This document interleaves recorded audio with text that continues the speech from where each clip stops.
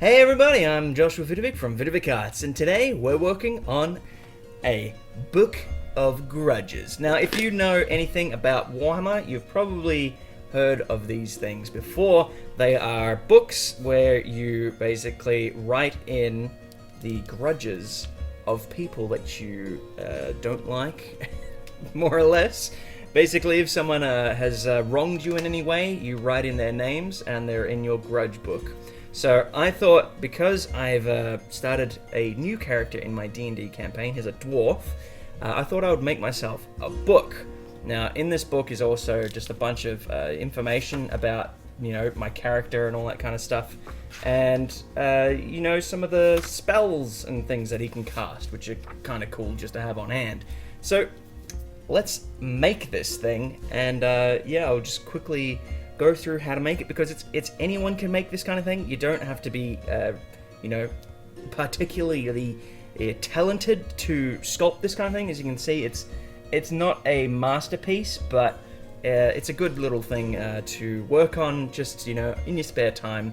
It takes around about 2 hours to make, so really good fun. Let's get into it. So we start the process with the epoxy sculpt. Now, if you are wildly unaware of what this stuff is, I pretty much use it in almost every project I work on, minus the purely 3D printed stuff. This stuff is a godsend, it really is. You can use it to mend 3D printed bits, so things that are broken. It's pretty much a two-part modeling compound, so you mix them together and you let it dry and it becomes as hard as clay. It's really good stuff and you should definitely get your hands on it. If you haven't heard of it before, you've probably heard of green stuff if you're coming from the Warhammer side of things. It's the exact same as that, but it's a little different. It kind of dries harder, if anything. But you have full range to do whatever you want with this stuff, as long as you work within the time frame. Like green stuff, it takes around an hour to start to harden up, and 2 hours to become way too hard to work with. So this is a really, really quick modeling process that you have to get used to if you're going to be working with this kind of stuff. It does mean that you have to work really fast and kind of know ahead of time what you're going to do. So I did the smart thing here and drew out what I was going to be putting down onto the book. I based this off the Book of Grudges from the Total War Warhammer 2. The first one. It came with this book, and it was like a big Book of Grudges, and it was their art book, and I based it off that. I'm kind of missing some gems and stuff that were supposed to be put onto it. I'm not sure if I'm going to do that, if I'll put it into it later on, but it's definitely an option if you have some gems to chuck it in during this modeling stage, or this molding stage.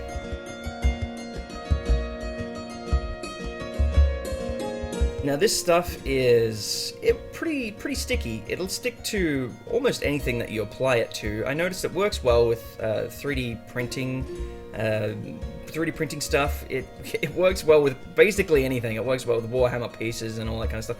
It is really malleable to begin with, and it can stick to your fingers quite a bit, so it's always good to have a little bit of a drop of water or something on hand. I'm using this paint water just as a means to keep my fingers from sticking to it all the time, and my tools as well. So I dip it in there and I can just run it over and it'll smooth it out. It'll also hide any fingerprints that I've put into the modeling. Now you can kind of wait until the end of the model and when it starts to dry, and you can still do this, but it does get to a point where it is basically impossible to get any kind of molding into the project. So you got to work fast, and you got to think ahead of schedule what you're going to do and how you're going to do it. Otherwise, you're going to have a bit of a tough time.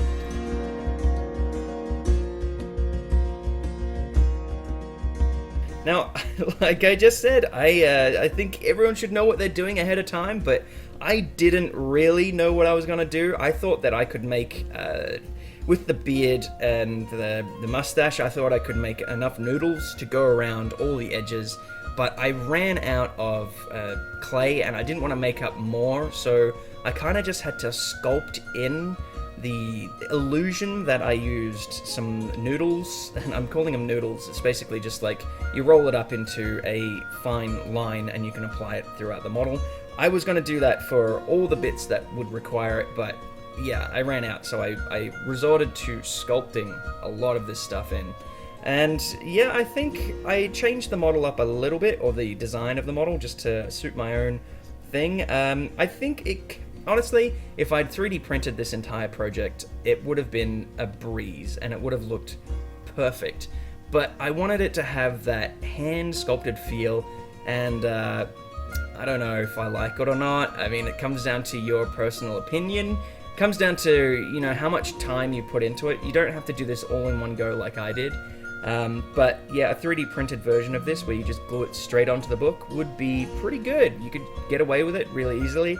But yeah, like I said, hand sculpted is what I was going for, even though I don't like to say it, even though I think a 3D printed model would have looked a lot better. But yeah, this, you gotta, take the wins with the losses. This is just a great thing. You don't have to sculpt specifically this onto a book. I think anyone could do this. All they gotta do is choose a model beforehand. I've made another book based on these books. These books I just got from a local art shop, and I sculpted a skull on it, and it was my necromancer book. It was literally just a skull, and I came back to it every so often, every couple of weeks, and I added just a little bit more onto the book, and I added little details here and there. You could do the exact same thing, so don't think you have to work with epoxy sculpt in one sitting, because it can be a real headache and it can stress you out, unnecessarily stress you out. So yeah, don't push yourself with this stuff, because it can be really just unnecessary.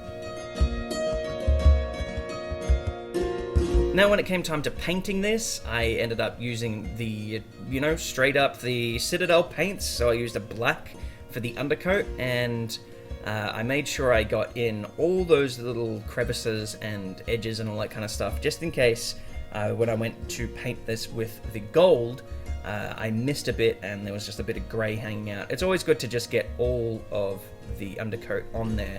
You could just go straight to the colours and go gold if you wanted to, but I always like to have a little bit of an undercoat just in case.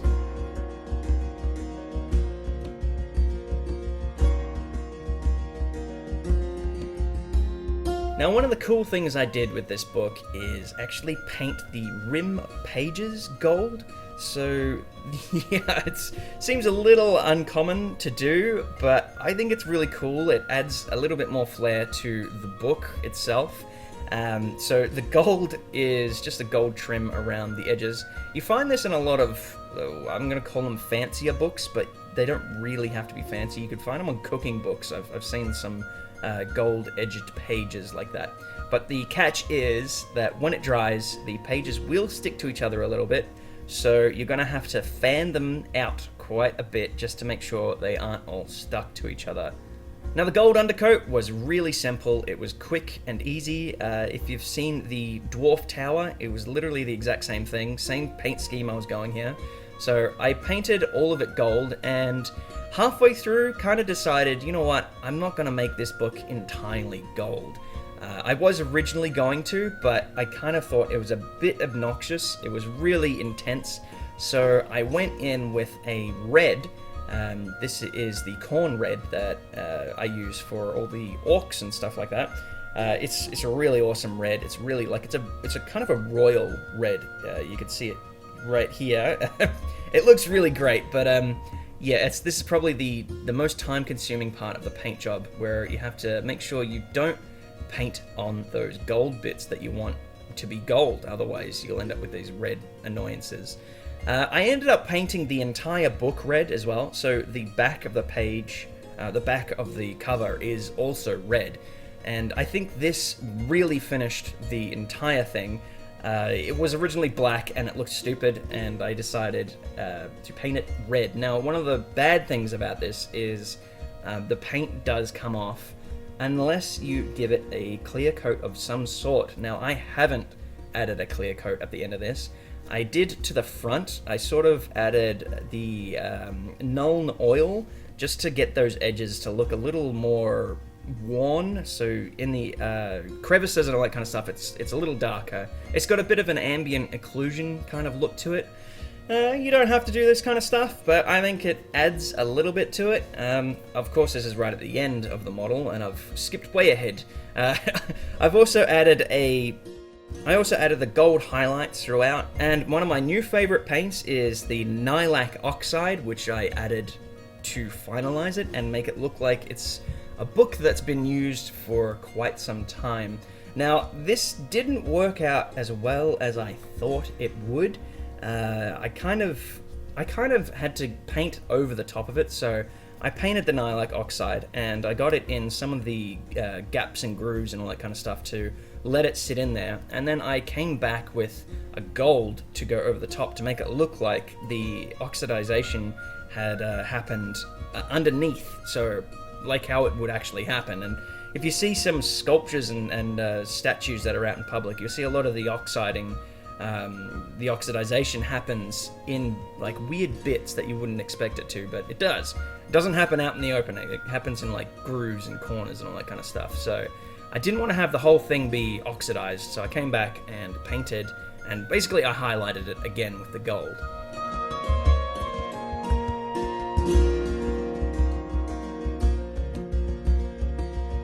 Now, this entire project is a good afternoon's worth of work. I think it took me around 40 minutes to paint the whole thing, which is relatively short compared to the amount of time it took to sculpt it. And yeah, I was really pushing it with the sculpting. By the end, it was impossible to do any more detail, so I couldn't smooth out bits that I wanted to have more flat, and so some bits are quite lumpy in areas that I would rather have flat. And like I said, a 3D printed version of this would be much better. But yeah, I went for do it all in one go, and that kind of backfired on me. Now, I would like to come back to this and add some gems in the appropriate spots, just to make it look a little more flashier, because my character is a bit of a flashy dwarf, and you can see here and here I've left exposed. I'm going to put some gems. If I can go to the shops, I'll find something, and I'll put them on the back. And I've also left the back blank. I do want to come into this and just add a rim around here, and possibly on the spine of the book as well. And yeah, this is what it looks like. I'm really happy with it. I think it's really cool. I think I could add, you can see the paint is starting to come off here. A clear coat of some kind would help a lot to seal that in. I think it's because I've been leaning it against this one, which was the other book I was talking about. So that was just a skull, and it was literally just a skull to begin with. And I added in this ring, and then just a little bit of like decals and the edge protection. Now, I didn't add the edge protection to begin with, and my dog got at the book and he destroyed one of the edges, so I decided to make it a little bit more defensive. I also painted the trim on this one silver, and as you can see, it's a necromancer book with some necromancer spells, and I've written it out all by hand, which is really painful. Yeah, you could definitely just print out things if you wanted to use this as a book for your character and glue them in like I have here. You just got like a piece of paper that you can glue in, so you could have rules and spells and stuff and chuck them in there, and you'll have a cool little book. Or you could just use it as a grudge book and do one of those typical mean girls things where you write in people's names and just, you know, be really mean.